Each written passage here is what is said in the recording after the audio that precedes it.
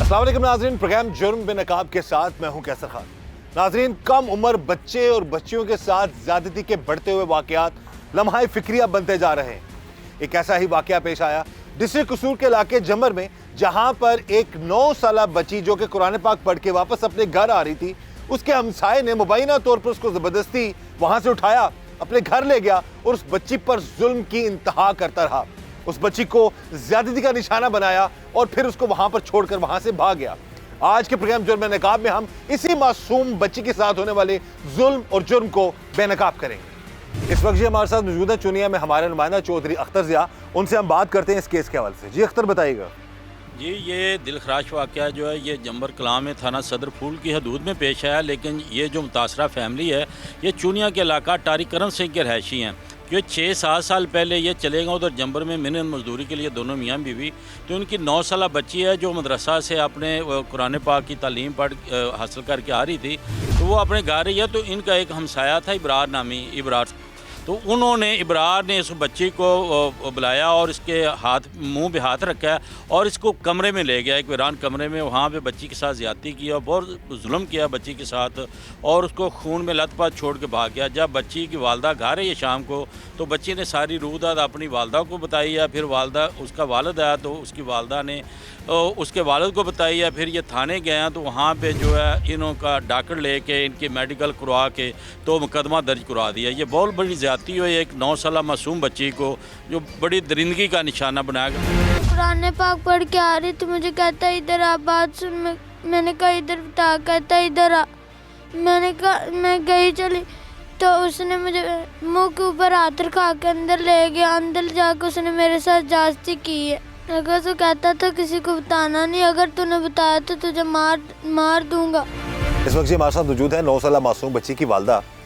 उस बच्ची को जिसको मुबैना तौर पर इन्हीं के हमसाये ने, जो कि पता चला है हमें, जो बच्ची के वालिद उन्होंने बताया कि बड़ा इलाके में वो उस जगह पे काफ़ी वो असर रसूख वाला शख्स था, उसने उनकी बच्ची के साथ ज़्यादती की है मुबैना तौर पर। बात करते हैं बच्ची की वालदा से। भैन जी, बड़ा अफसोस है सानू सारे मामले का। ये दसो कि अपना बच्ची तो किन्नी पढ़ती? बच्ची भाई मेरी हाले ना अकैडमी जाते से, स्कूल नहीं पाया सी, खाली ट्यूशन ही पाया सी। अच्छा। ठीक है, तरस जाते से, सपारा पढ़ के आते से, उत्थे तरस जाते से, उत्थे अकैडमी जाते सी। कुरान पाक पढ़ती थी? हाँ जी। अच्छा। 3वें सपारे से मेरी बच्ची। अच्छा। ठीक है, मेरी बच्ची पढ़ के आती भी अकैडमी, उत्थों ही पढ़ के आती भी। मेरे दूसरे बच्चे भी नाल ने, वो पिछा भज गए ने तो ये काबू आ गई उन्हें, उन्हें आवाज़ मार के खिच के जा के अंदर अंदर नजास्ती की है। ठीक है, फिर असी घर भी नहीं है, असं दोवें जी काम ते गए हुए सा। मैं किसी के घर करती सी तो मेरा बंदा मिस्त्रियां पिछे मजदूरी करता सी। तो मैं आई हाँ शाम ने, तो मेरी बच्ची ने रो के मैंने दसिया भी इस तरह अम्मी मेरे नाल इन्हें किया है। मेरी बच्ची को ना लेटा जाता सी ना बैठा जाता सी। इन्नी बच्ची मेरी दी हालत पेशाब विच निकलिया जाता सी बार बार। ठीक है, फिर असी थाने वालियां नूं तलाह दित्ती, उन्हें आके सानू नाल लगाया ने चुक के। उन्होंने बुढ़ियां भी फड़ियां, उन्होंने बंदे ने सा दिते से बुढ़ियां। उन्हें कहा चल बुढ़ियां फड़ांगे, असी बंदे तो आपे करन देना पेश। इस तरह करके फिर उन्हें सानू धमकियां लाते से। 11 भरा ने, एक उन्होंने फरीचा मगर 10 भरा ने सानू धमकियां लाते ने। कहते हैं भी असी तुहानू मार देंगे जां तुसीं किसी अगे ना लिया, साडे नाल सुलह करो, 20-30 हज़ार रुपया लैके सुलह करो। असी कैसे नहीं लेना, जिहड़ी जगह ते बैठा सी उन्हें भी सानू बिठा दिता। फिर असी किसी की जगह चाहे उन्हें भी सानू बिठा दिता। तो जी हमारे साथ मौजूद है एक 9 साल बच्ची जिसके साथ मुबैना तौर पर ज़्यादती की गई, और अब ये गरीब लोग हैं, इनको डराया धमकाया जा रहा है जी कि आप केस वापस लें, नहीं तो आप संगीन नताइज जो हैं उनका सामना करना पड़ेगा। अभी उस लड़की के वालिद हमारे साथ मौजूद हैं और इस केस के मुद्दई भी हैं, उनसे हम बात करते हैं। सब तो पहला जनाब, सानू बड़ा अफसोस है जो जुल्म होया तुहाडी बच्ची नाल। ये दसो कित्थे दा वाकया है, किस तरीके कौन लोग ने जिन्होंने जुल्म किया तुहाडी बच्ची नाल? जी ज़्यादा रंगड़े गए। मैं इतों काम करन गया सा, मैं सामने बुआ सी, उन्हें मेरी बच्ची पढ़ने गई है, बच्ची पढ़ के लगी आती सी, उन्होंने आती सी उरा। मेरी जनाब बच्ची आती 10 चाचू, उनके मुँह अगे हथ लगा के अंदर खिंच के लै गया, उन्हें बुरे काम किए ने।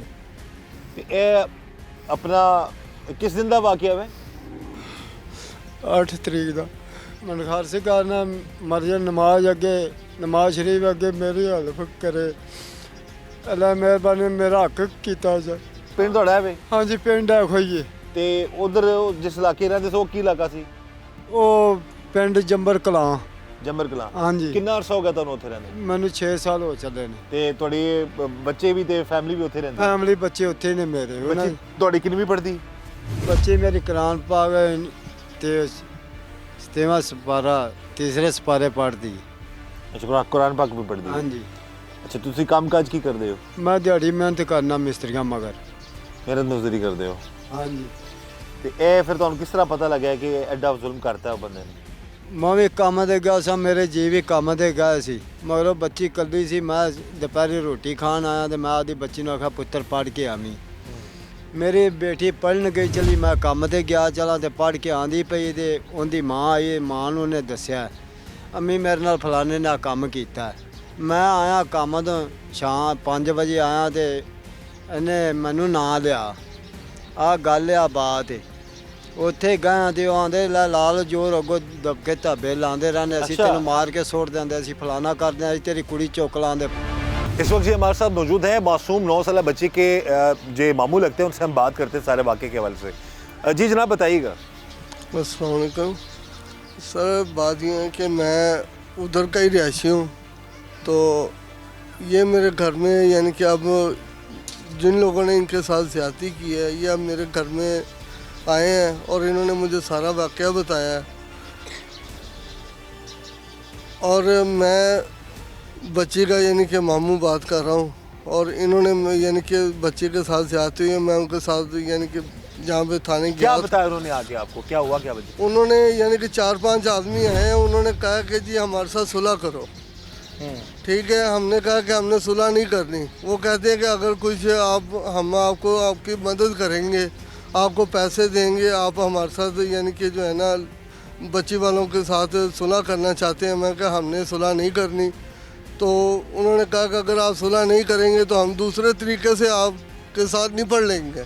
ठीक है, अगर आपको या आपके जो हैं यूसुफ साहब उसके वालिद उसके साथ बुरा सलूक करेंगे, ठीक है, तो यही बात है जो मैं करना चाह रहा हूँ।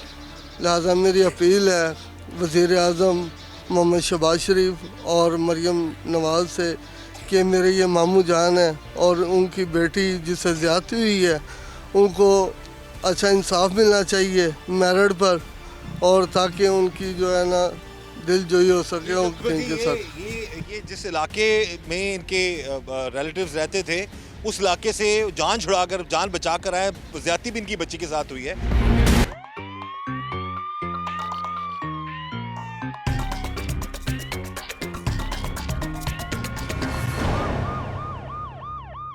पैसे वाले लोग नहीं या बस डरा रहे थे ਤੁਹਾਨੂੰ? ਉਹ ਪੈਸੇ ਵਾਲੇ ਲੋਕ ਨੇ। ਪੈਸੇ ਵਾਲੇ ਲੋਕ? ਹਾਂਜੀ। ਤੇ ਤੁਸੀਂ ਜਾ ਕੇ ਕਿਹਾ ਕਿ ਪੁੱਛਿਆ ਤੁਸੀਂ ਕਿਉਂ ਜ਼ੁਲਮ ਕੀਤਾ ਮੇਰੀ ਬੱਚੀ ਨਾਲ? ਮੈਂ ਪੁੱਛਿਆ ਜਾਂਦਾ ਅਸੀਂ ਕੀਤਾ ਹੀ ਨਹੀਂ ਦਾ ਜ਼ੁਲਮ। ਤੇ ਜਨਾਬ ਜੀ ਮੈਂ ਇਹਨੇ ਨਿਖਾਰਸ ਕਰਨਾ ਮਰਜ਼ੀ ਨਮਾਜ਼ ਅੱਗੇ ਨਮਾਜ਼ ਸ਼ਰੀਫ ਅੱਗੇ ਮੇਰਾ ਹੱਕ ਹੋ ਜਾਏ। ਤੇ ਪਰਚਾ ਕਰਾਇਆ ਤੁਸੀਂ? ਹਾਂਜੀ ਪਰਚਾ ਕਰਾਇਆ। ਪੁਲਿਸ ਨੇ ਪਰਚਾ ਕੱਟਿਆ? ਹਾਂਜੀ। ਤੇ ਬੰਦਾ ਜਿਹੜਾ ਤੁਹਾਡਾ ਜਿਹੜਾ ਮੇਨ ਮੁਲਜ਼ਮ ਹੈ ਫੜਿਆ ਗਿਆ? ਆਓ ਫੜਿਆ ਗਿਆ। ਫੜਿਆ ਗਿਆ? ਹਾਂਜੀ। ਮੁੰਡੇ ਦੀ ਕਿੰਨੀ ਕੁ ਉਮਰ ਹੈ? ਮੁੰਡੇ ਦੀ ਉਮਰ ਹੈਗੀ ਹੈ 30-35 ਸਾਲ। ਅੱਛਾ ਮੁੰਡਾ ਤਾਂ ਨਾ ਹੋਇਆ ਨਾ, ਫਿਰ ਭਾਈ ਇਹ ਹੋਇਆ ਨਾ 30-35 ਸਾਲ ਦਾ। ਹਾਂਜੀ। ਤੇ ਇਹ ਬੱਚੀ ਤੁਹਾਨੂੰ ਜ਼ਾਹਿਰ ਤੁਸੀਂ ਕਹਿ ਰਹੇ ਹੋ ਚਾਚੂ ਕਹਿੰਦੀ ਸੀ? ਹਾਂਜੀ। ਉਹ ਆਪ ਜਿਹੜਾ ਵੇ ਉਹਨੇ ਇਸ ਚੀਜ਼ ਦਾ ਲਿਹਾਜ਼ ਨਹੀਂ ਕੀਤਾ? ਹਾਂਜੀ ਲਿਹਾਜ਼ ਨਹੀਂ ਕੀਤਾ, ਮੂੰਹ ਅੱਗੇ ਹੱਥ ਦੇ ਕੇ ਤੇ ਅੰਦਰ ਖਿਚਲ ਗਿਆ, ਬੁਰੇ ਕੰਮ ਕੀਤੇ ਸੋ। ਅੱਲਾ ਰਹਿਮ ਕਰੇ। ਤੇ ਉਸ ਟਾਈਮ ਉਸ ਘਰ 'ਚ ਕੋਈ ਬੰਦਾ ਨਹੀਂ ਸੀ? ਨਹੀਂ ਕੋਈ ਵੀ ਨਹੀਂ ਹੈਗਾ ਸੀ, ਉਹ ਇਕੱਲਾ ਹੀ ਸੀ। ਤੇ ਉਹ ਆਪ ਬਾਲ ਬੱਚੇਦਾਰ ਹੈ ਕਿ ਉਂਝ ਹੀ ਮਸਲਨ ਕੁਆਰਾ ਹੀ ਹੈ ਜੀ? ਕੁਆਰਾ ਹੀ। ਹਾਂਜੀ। ਤੇ ਤੁਸੀਂ ਉਹਨਾਂ ਦੇ ਕੋਲ ਕੰਮ ਕਰਦੇ ਸੋ ਜਾਂ ਉਹਨਾਂ ਦੇ ਉਸ ਇਲਾਕੇ 'ਚ ਕੰਮ ਕਰਦੇ ਸੋ? ਮੈਂ ਉਹ ਇਲਾਕੇ 'ਚ ਕੰਮ ਕਰਨਾ ਸੀ, ਅਲੱਗਾ ਸਾਂ ਮੈਂ। ਅਲੱਗਾ ਸੋ? ਹਾਂਜੀ। ਲੇਕਿਨ ਉਹ ਮਸਾਇਆ ਸੀ ਤੁਹਾਡਾ? ਹਾਂਜੀ। ਤੇ ਔਰ ਉਸ ਇਲਾਕੇ ਦੇ ਬੰਦਿਆਂ ਨੇ ਤੁਹਾਡੀ ਕੋਈ ਮਦਦ ਨਹੀਂ ਕੀਤੀ ਕਿ ਭਾਈ? ਸਾਡੀ ਮਦਦ ਕਰਦਾ ਨਹੀਂ, ਸਾਰੇ ਉਹਨਾਂ ਮਗਰ ਹੀ ਨੇ। ਮੈਂ ਮਾੜਾ ਜਿਹਾ ਬੰਦਾ, ਇਹ ਮੇਰੀ ਇੱਕ ਡੰਗ ਪੱਕਦੀ ਇੱਕ ਡੰਗ ਪੱਕਦੀ ਨਹੀਂ। ਮੈਂ ਮਾੜਾ ਜਿਹਾ ਬੰਦਾ ਹੈਗਾ ਤੇ ਸਾਰੇ ਕਿਹੜੇ ਨੇ ਪਿੰਡ ਵਾਲੇ ਉਹਨਾਂ ਦੇ ਪਿੱਛੇ ਹੀ ਨੇ। ਸਾਰੇ ਪਿੰਡ ਵਾਲੇ ਉਹਨਾਂ ਦੇ ਪਿੱਛੇ ਨੇ? ਹਾਂਜੀ। ਤੁਸੀਂ ਉਹਨੂੰ ਉੱਥੋਂ ਨਾਸ ਕੇ ਦਿੱਤੇ ਆਪਣੇ ਇਲਾਕੇ? ਹਾਂਜੀ। ਉਹ ਮੈਂ ਕਿਰਾਏ ਦਾ ਮਕਾਨ ਲਿਆ ਸੀ, ਉਹਨੇ ਉੱਥੇ ਵੀ ਜਵਾਬ ਦਿੱਤਾ। ਅੱਗੋਂ ਲਿਆ ਕਿਰਾਏ ਦੇ ਮਕਾਨ, ਉਹਨੇ ਉੱਥੇ ਵੀ ਜਵਾਬ ਦਿੱਤਾ। ਅੱਗੋਂ ਧਮਕੀਆਂ ਲਾਉਂਦੇ ਸੀ ਤੈਨੂੰ ਗੋਲੀ ਮਾਰ ਦਿੰਦੇ ਫਲਾਣਾ ਕਰਾਂ। ਮੈਂ ਨੱਸ ਕੇ ਇੱਥੇ ਆ ਗਿਆ ਬਾਲ ਬੱਚਾ ਲੈ ਕੇ। अब इस शख्स के जो आंसू हैं, अब इसका हिसाब कौन देगा? इसकी बेबसी, रोंगटे खड़े हो जाते हैं। यकीन करिए कि गरीब को एक तो वैसे मार रहे हो तुम लोग, और ऊपर से उसके बच्चे भी महफूज नहीं हैं। और जुल्म जब होता है और उसके बाद जब वो इंसाफ के लिए दर दर की ठोकरें खाता है तो उसको भी डराया जाता है कि गोलियां मार देंगे। इसलिए टीम जुर्म नकाब आज इस शख्स के उस गांव में मौजूद है और हमारी कोशिश है कि अपने इस प्रोग्राम के जरिए से इस गरीब को इंसाफ दिला सके, इसकी मासूम 9 साल बच्ची को इंसाफ दिला सके। बातें तो हम बहुत बड़ी बड़ी करते हैं, लेकिन यहां पर एक दूसरे का किसी को पता ही नहीं होता कि गरीब के साथ क्या हो रहा है, क्या नहीं हो रहा। बहरहाल 24 न्यूज़ पूरी टीम यहां पर मौजूद है और हम यही चाहते हैं कि इस गरीब को इंसाफ मिले, इसकी बच्ची को इंसाफ मिले और जो लोग इसको धमका रहे हैं उनको कानून के मुताबिक इबरत का निशान बनाया जाए। इसी वजह तो कि ਤੁਸੀਂ ਉਹਨਾਂ ਤੇ ਪਰਚਾ ਕਿਉਂ ਕਰਾਇਆ? ਹਾਂਜੀ, ਜਿੱਧਰ ਪੜਨ ਜਾਂਦੇ ਸੀ ਉਹਨਾਂ ਦੇ ਘਰ ਮੇਰੀ ਬੱਚੀ ਨਾ ਉਹਨਾਂ ਨੇ ਗਵਾਹ ਕਰ ਦਿੱਤੀ ਸੀ ਵੀ ਤੁਸੀਂ ਕਹੋ ਇਹ ਬੱਚੀ ਸਾਡੇ ਘਰ ਸੀ। ਅਸੀਂ ਕਿਹਾ ਵੀ ਮੇਰੀ ਬੱਚੀ ਹਾਲੇ ਗਈ ਹੈ ਤਾਂ ਉਵੇਂ ਉਹਨਾਂ ਨੇ ਗਵਾਹ ਕਰ ਲਈ ਤੇ ਦੁਬਾਰਾ ਉਧਰ ਮੇਰੀ ਬੱਚੀ ਨੂੰ ਫਿਰ ਭੇਜਿਆ ਨੇ। ਮੇਰੀ ਬੱਚੀ ਉਧਰ ਅਸੀਂ ਉਵੇਂ ਜਾ ਕੇ ਲੈ ਆਂਦੀ ਹੈ, ਚੁੱਕ ਕੇ ਲੈ ਆਂਦੀ। ਉਹਨਾਂ ਕਿਹਾ ਵੀ ਕੋਈ ਗੱਲ ਨਾ ਕਰੇ। ਉਹਨਾਂ ਦੱਸਿਆ ਵੀ ਸਾਨੂੰ ਆਹ ਗੱਲ ਆ ਵਾਕਿਆ। ਅਸੀਂ ਕਿਹਾ ਠੀਕ ਹੈ।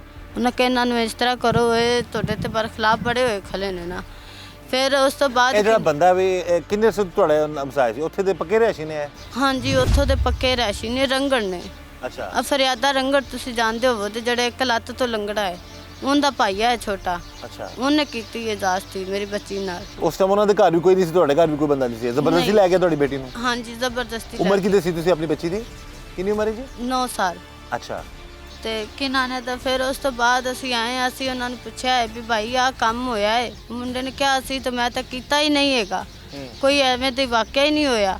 ਫਿਰ ਉਸ ਤੋਂ ਬਾਅਦ ਅਸੀਂ ਕਿਹਾ ਵੀ ਕਿਵੇਂ ਮੇਰੀ ਬੱਚੀ ਦੀ ਹਾਲਤ ਕਿਵੇਂ ਹੋਈ ਵੀ ਘਰ ਆ ਕੇ ਵੇਖੋ। ਫਿਰ ਉਹ ਮਾਫੀਆ ਮੰਗਦੇ ਰਹੇ। ਮੈਂ ਕਿਹਾ ਮਾਫੀ ਦੀ ਤਾਂ ਕੋਈ ਗੱਲ ਹੀ ਨਹੀਂ ਹੈਗੀ, ਅਸੀਂ ਤੁਹਾਨੂੰ ਮਾਫੀ ਕਿਵੇਂ ਦੇਈਏ? ਮੇਰੀ ਬੱਚੀ ਨੇ ਮਰ ਜਾਂਦੀ ਫਿਰ ਅਸੀਂ ਕਿੱਥੇ ਜਾਂਦੇ ਨਾ?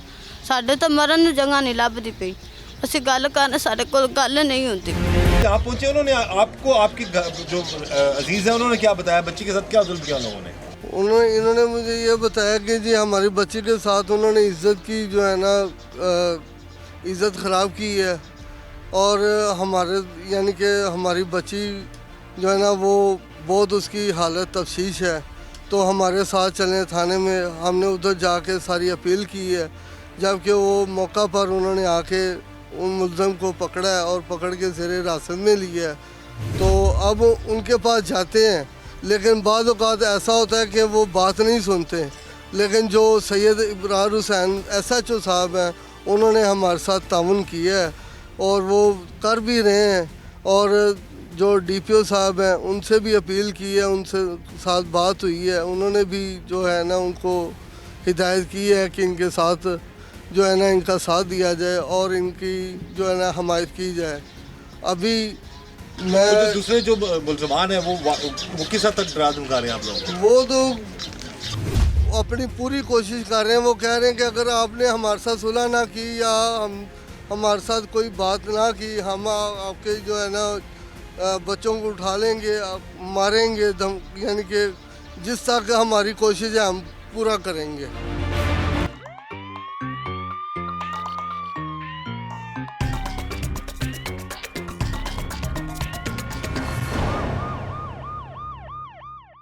इकलौती बेटी ਤੁਹਾਡੀ? 2 ਬੇਟੀਆਂ ਨੇ, ਇੱਕ ਛੋਟੀ ਹੈ ਸਭ ਤੋਂ ਵੱਡੀ ਹੈ। ਦੂਸਰੇ ਮੇਰੇ ਬੱਚੇ ਛੋਟੇ ਛੋਟੇ ਨੇ, 5 ਮੇਰੇ ਬੱਚੇ ਨੇ। ਅੱਛਾ। ਹਾਂਜੀ। ਤੇ ਫਿਰ ਉਹਨਾਂ ਨੇ ਕੀ ਜਵਾਬ ਦਿੱਤਾ ਤੁਹਾਨੂੰ? ਉਹਨਾਂ ਨੇ ਕਿਹਾ ਵੀ ਅਸੀਂ ਕੋਈ ਸਾਡੇ ਮੁੰਡੇ ਨੇ ਕੁਝ ਨਹੀਂ ਕੀਤਾ ਹੈਗਾ, ਸਾਡੇ ਨਾਲ ਨਾ ਐਵੇਂ ਕਰੋ, ਜੇ ਤੁਸੀਂ ਕਿਸੇ ਗੁਨਾਹ ਲਵੋਗੇ ਅਸੀਂ ਤੁਹਾਨੂੰ ਮਾਰ ਦਿਆਂਗੇ, ਵੱਢ ਦਿਆਂਗੇ। ਫਿਰ ਉਹ ਜਿਹੜਾ ਥਾਂ ਤੇ ਬੈਠੇ ਹੋਏ ਸਨ ਸਾਡਾ ਸਮਾਨ ਉਹਨਾਂ ਪਿੱਛੇ ਲੱਗ ਕੇ ਬਾਹਰ ਕੱਢ ਦਿੱਤਾ, ਸੱਟ ਦਿੱਤਾ ਬਾਜ਼ਾਰ ਦੇ ਵਿੱਚ। ਯਾਨੀ ਕਿ ਜ਼ਿਆਦਤੀ ਤੁਹਾਡੀ ਬੱਚੀ ਨਾਲ ਹੋਈ? ਹਾਂਜੀ। ਘਰੋਂ ਬੇਘਰ ਵੀ ਤੁਹਾਨੂੰ ਕੀਤਾ ਉਹਨਾਂ? ਹਾਂਜੀ। ਫਿਰ ਦੂਸਰੇ ਮਕਾਨ 'ਚ ਆਏ, ਉਹਨਾਂ ਵੀ ਸਾਨੂੰ ਉਠਾ ਦਿੱਤਾ। ਉਹਨਾਂ ਕਿਹਾ ਅਸੀਂ ਨਹੀਂ ਮਕਾਨ ਦੇਣਾ ਹੈਗਾ, ਰਹਿਣ ਦਿਓ, ਤੁਸੀਂ ਸਾਡੇ ਨਾਲ ਇਸ ਤਰ੍ਹਾਂ ਕਰਦੇ ਪਏ ਹੋ ਵੀ ਸਾਡੇ ਰਿਸ਼ਤੇਦਾਰ ਹੀ ਨੇ।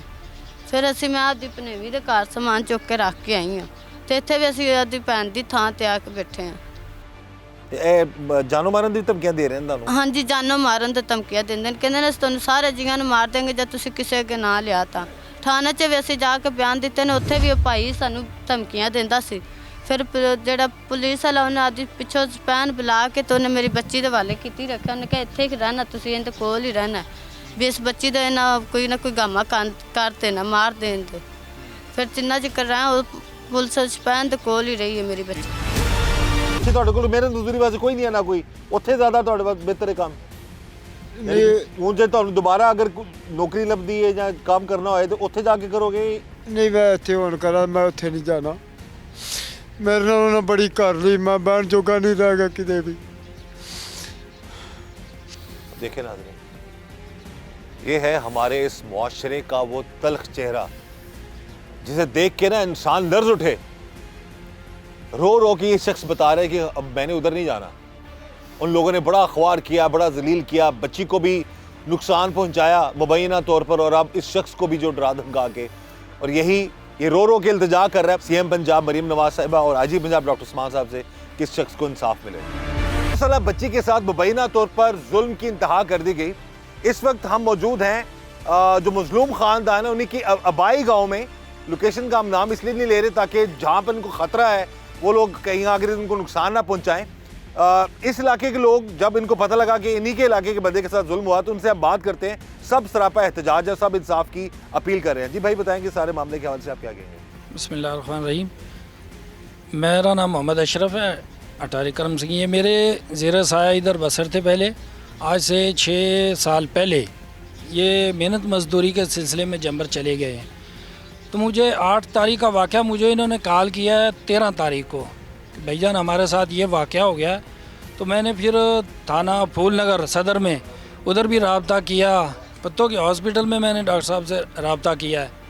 तो इनके मुतलका थाने से ना, थाना फूलनगर सदर से मुझे कॉल आई है कि बच्ची को लेकर सैंपल के लिए ठोकर नियाज बेग पहुंचना है। मैंने अपने पास से इन बेचारों को किराया दिया और ये बेचारे अपनी छोटी सी मासूम बच्ची को लेकर मोटर बाइक पे ठोकर पहुंचे हैं। पता नहीं इनका तो कैसे गुजारा हो रहा है। इदारे इतना अच्छे तरीके से ताल्लुक़ नहीं बिहेव नहीं कर रहे इनसे जितना करना चाहिए। इनके साथ जो ज़्यादती हुई है ना, मेरे पास तो वो अल्फाज नहीं है बयान करने के लिए। कितनी दुख भरी कहानी है। जिस वक्त मुझे इन्होंने बताया ना कि हम आए हैं घर वापस, हमारी बेटी खून में लथपथ पड़ी हुई थी और इनके पास इतने पैसे नहीं थे कि उन्हें ले जाकर बच्ची को ट्रीटमेंट करवा लें हॉस्पिटल से।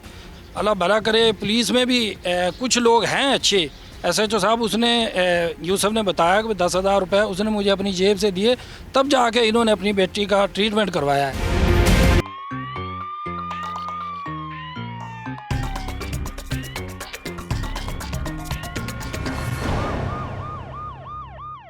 पुलिस वाले तावन कर रहे ने सही तरह नाल? हाँ जी कर रहे हैं। ठीक है। तो हुण तक दा की दस रहे ने कि उनकी तफ्तीश की चीज़ां सामने आईयां ने? तफ्तीशी से फिर मेडिकल भी आ गए ने, रिपोर्टा आ गई ने। ठीक है, खून मैच भी हो गया जो कहते ने। अच्छा, वो हो गया तो फिर उस तो बाद किन्होंने तो 25 तरीक पाई है। 25 तरीक ਨੂੰ पता नहीं ਹੁਣ ਕੀ ਕਹਿੰਦੇ। चलो अल्लाह ताला आसानियां करे। तुसी अपील कर सकते हो, तुसी की कहना चाहोगे मरियम नवाज साहिबा नू वड्डे मरियम अफसरान की? नवाज शरीफ ने ये कहने हैं भी साढ़े हक होना चाहिए है भी मेरी बच्ची ਨਾਲ ਜ਼ਾਸਤੀ ਹੋਈ है। ठीक है, ये साडा जेड़ा हक होना चाहिए भी इंसाफी होनी चाहिए। यही दरख्वास्त है मरियम साहब से, शहबाज शरीफ साहब से। इनके साथ जितना जुल्म हुआ है ना, उनके साथ इंसाफ होना चाहिए। यहाँ इंसाफ वैसे तो बड़ा मुश्किल है, लेकिन जिस तकलीफ़ से वालिदैन गुज़र रहे हैं ना, अगर इनकी दाद रसी की जाए तो मेरा ख्याल है कि फिर भी कम है। बिल्कुल सही कह रहे हैं जी। लोगों को इंसाफ मिलना चाहिए, दाद रसी होनी चाहिए इन लोगों की। और यहाँ पर जैसे बता रहे हैं जहाँ पर अच्छा काम नहीं होता वहाँ पर अच्छे लोग भी हैं। SHO साहब की तारीफ़ भी कर रहे हैं ये कि उन्होंने जेब से पैसे दिए और जाके सारा मामला जो उन्होंने ट्रीटमेंट कराई बच्चे की। अब एक और जो इदारत के हिसाब से देखा जाए तो यहाँ पर हमारी गुजारिश आला हुकाम से कि जब किसी गरीब के साथ जुल्म होता है तो उसको मुख्तलिफ जगहों पर जाने के लिए, टेस्ट करवाने के लिए या कहीं पर सैंपल्स देने के लिए, उस वक्त कोई गरीब है चले जो अफोर्ड कर सकता है वो चला जाए, जो गरीब है तो खुदा रहा उसकी भी मदद करनी चाहिए। तो बहरहाल ऐसे सिस्टम होना चाहिए जिसमें इन लोगों को आगे जाकर जो अब आगे कानूनी पेचीदगियाँ आ जाती हैं, केस लड़ना है, वकील करना है, तो गरीब कहाँ से वकील करेगा, कहाँ से सारे मामलात होंगे। तो इससे कुछ सिस्टम बनना चाहिए कि अगर वाकई कोई मुस्तहक है, गरीब है, उसके साथ जुल्म हुआ है और इंसाफ का मुतलाशी है, तो उसको बाकायदा कोई ऐसी टीम मौजूद हो जो उसको गाइड कर सके और जो उसकी मदद कर सके। तुम अपील कर सकते हो तो इस टाइम सारे अफसर वेख रहे ने, CM मरियम नवाज साहब सुन रही हैं, की कहोगे सी उन्होंने? मैं नवाज शरीफ नमाज ਨੂੰ ਕਹਾਂ ਤਾਂ ਮੇਰਾ ਹੱਕ ਹੋ ਜਾਏ ਬਸ। इंसाफ लबना चाहिए। ਹਾਂ ਇਨਸਾਫ ਲੱਭਣਾ ਚਾਹੀਦਾ ਮੈਨੂੰ। ਮੈਂ ਮਾੜਾ ਜਿਹਾ ਬੰਦਾ, ਮੇਰੀ ਇੱਕ ਡੰਗ ਪੱਕਦੀ, ਇੱਕ ਡੰਗ ਪੱਕਦੀ, ਮੈਂ ਕਿੱਧਰ ਜਾਵਾਂ। हम भी यही गुजारिश करेंगे जी, कोई इस गरीब के इस कहते हैं ना लरजती हुई आवाज़ और ये जो उसके आंसू हैं, ये कोई दिखावे के आंसू नहीं है। अल्लाह ऐसा दिन कभी किसी बाप को ना देखना पड़े, किसी दुश्मन को भी ना देखना पड़े कि एक तो बच्ची पर जुल्म होता है मुबैना तौर पर, और उसके बाद फिर डरा धमका के उसको निकाल दिया जाता है, जाओ जो मर्जी कर लो। गरीब आदमी है जी। तो हम यही चाहेंगे इस गरीब को इंसाफ मिले और अल्लाह ताला सबकी बेटियां बेटे महफूज रहें शर पसंदों से, जालिमों से। इस दुआ के साथ कि अल्लाह ताला हम सब पर रहम करम और फजल फरमाए। अल्लाह ताला हमें हर तरह और हर किसी के शर से बचाए। मुझे इजाज़त दीजिएगा। अल्लाह हाफिज़।